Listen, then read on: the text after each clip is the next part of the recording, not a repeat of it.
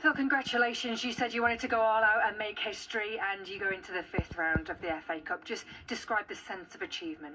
Yeah, very pleased. Exactly that. We said before the game that it's an opportunity to make our own bit of FA Cup history, and to get into the 5th round is great for everybody. It's an important cup competition for this football club, and we wanted to respect that tonight, and I feel we did with the performance. Well, tell us what pleased you about that performance this evening. I thought some of the football we played was really good. We contained Ipswich. The pressing was decent. They're always going to have a spell second half, and we got a little bit loose with the ball ourselves, but we probably didn't have as much control in the second period as the first half. But probably credit to them for that. But just all in all, like I said before the game, we went to Ipswich. We worked incredibly hard out possession.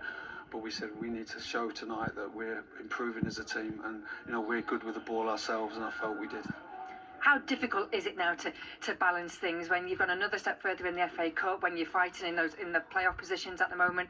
How difficult does it become now? Not at all. That's what we're in football for, to win games of football and to enjoy these nights, and you can't win and it's now we've got another game. Great, we've got the squad to deal with it.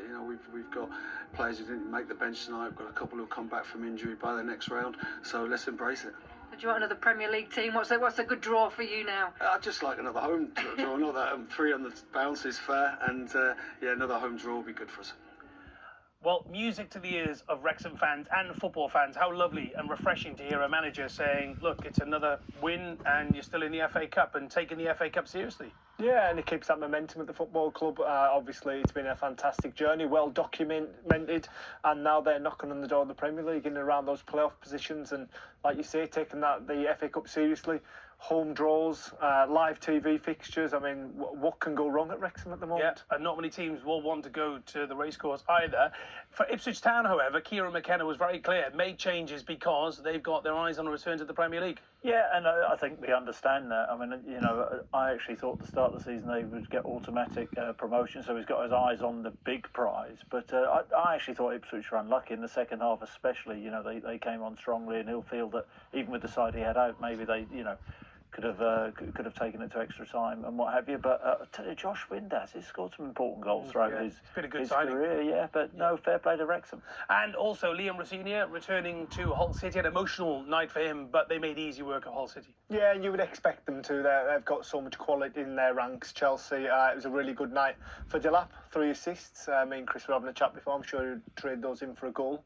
Obviously, Pedro, he had a Depends whether you're a team player or not, whether it's all about you. Well, what would you have done, Chris? I'd have preferred to assist of the team then. I can see his nose growing from here, Jason. Right, part of the SAS, of course, yes. Remember. It was good return for Liam, and a really good start at the football club in all competitions. There is one other interesting line from Wrexham against Ipswich Town. Chris Sutton did his predictions on the BBC Sport website this year against 2 cartoon characters. They were Daffy Duck and Porky Pig. And Chris Sutton went for a 1-1 scoreline after extra time with Ipswich Town winning on penalties. Daffy and Porky's prediction was 1-0 to Wrexham. So you were beaten by 2 cartoon characters. How do you feel about that? How do I feel about that? No, they're 2 of my heroes. Absolutely delighted with them. Yeah. It's the long game, though. It's about overall the predictions. Quite right. Jason. Beaten by cartoon characters. It's crazy. Mickey Mouse. Game's gone. League One, Mansfield Town, 37 places below Premier League strugglers Burnley, but Mansfield manager Nigel Clough will be hopeful of causing an upset today. Hayley Barber.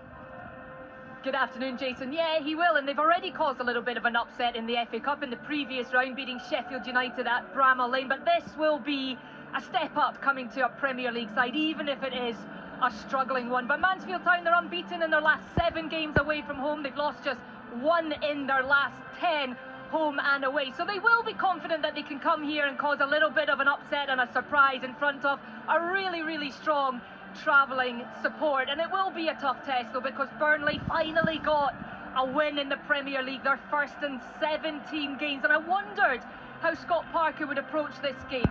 He has made 9 changes, but it is still a very strong starting 11, and he will be hoping for a similar afternoon as they had in the previous round of the FA Cup, where they hammered Millwall 5-1 here. I'm really looking forward to this one. It's a great atmosphere here inside Turf Moor.